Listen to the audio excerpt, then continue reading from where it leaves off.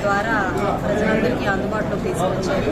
ఎక్కడికో వెళ్ళి మనము ఆయుర్వేద ట్రీట్మెంట్స్ కోసం ఎక్కడెక్కడికో వెళ్ళాల్సిన పని లేకుండా మనకు సిటీలో అదే ఒక ట్రీట్మెంట్ని మనం ఇక్కడే పొందడం అనేది నిజంగా చాలా ఆనందదాయకమైన విషయం. మీరు ఆధ్వర్యంలో ఈ హాస్పిటల్ ఇలా పిల్లలు పెట్టుకుంటూ ఆ ధన్వంతరి యొక్క ఆశీర్వాదం కలగాలని ఆశిస్తున్నాను.